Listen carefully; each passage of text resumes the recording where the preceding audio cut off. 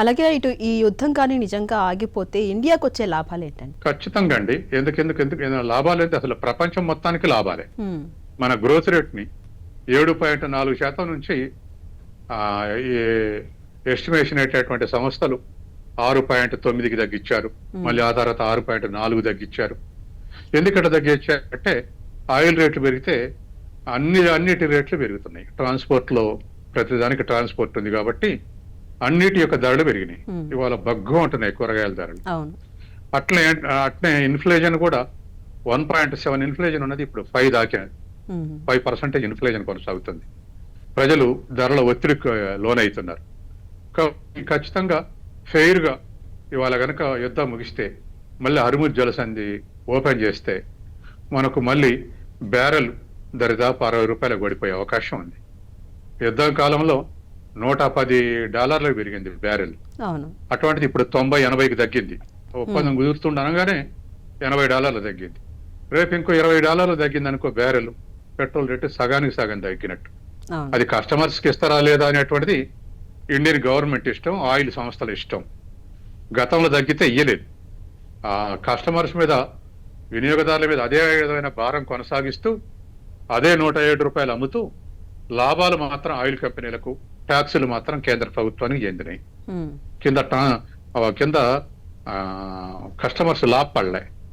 ఇప్పుడు మరి మళ్ళా తగ్గితే ఏమైనా తగ్గిస్తారా అట్లే ఉంచుతారా అనేది చెప్పలేము. ఇండియన్ గవర్నమెంట్ బాగా అలవాటు పడింది, పెంచిన ధరలు లాభం పొందడానికి అలవాటు పడి ఉంది. కాబట్టి అట్లే ఉంచుతారా అనేది తర్వాత వేరే అంశం. కానీ మనకు ఎంత బెనిఫిట్ అంటే, మనం అమెరికా నుంచి పెట్రోల్ దిగుమతికి చేసుకోవాలంటే ఒక బ్యారెల్ ధర, అక్కడ క్రూడ్ ఆయిల్ ధర $44. ఇంపోర్ట్ చేసుకోవడానికి $14 ఖర్చు అయింది అమెరికా నుంచి. అంటే 44 + 14 లెక్కేయండి, దరిదాపు $68-70 పడుతుంది. కానీ ఇరాన్ నుంచి దిగుమతి చేసుకోవడానికి లేదా గల్ఫ్ నుంచి తీసుకోవడానికి అక్కడ క్రూడ్ ఆయిల్ ధరలు బ్యారెల్ $14 మాత్రమే. అమెరికా $45 అయితే గల్ఫ్ లో $14 మాత్రమే. తర్వాత మనం దిగుమతి చేసుకోవడానికి $2 బ్యారెల్ కు. ఎందుకంటే మనకు 2000 కిలోమీటర్ల దూరంలో ఉంది హర్ముజ్ జలసంధి బాంబే పోర్టుకు.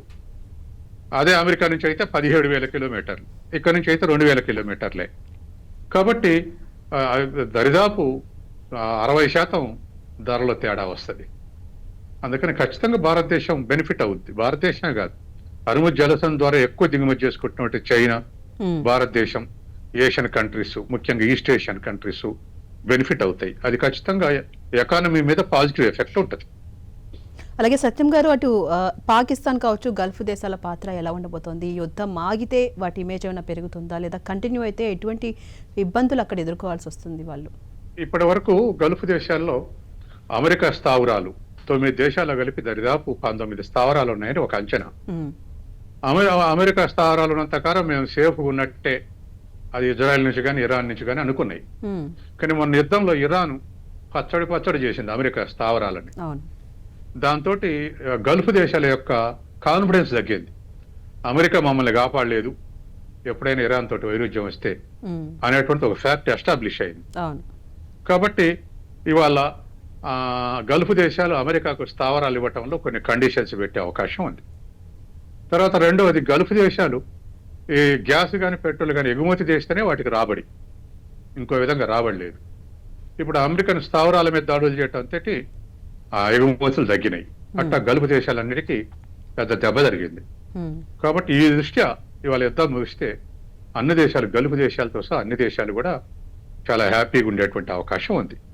అలాగే సత్యం గారు, అటు ట్రంప్, మోదీ భేటీ కాబోతున్నారు, ఫేస్ టు ఫేస్ మీటింగ్ లో పాల్గొనబోతున్నారు కదా. సో ఈ భేటీ మనకి ఏ విధంగా ఉపయోగపడే అవకాశం ఉంది?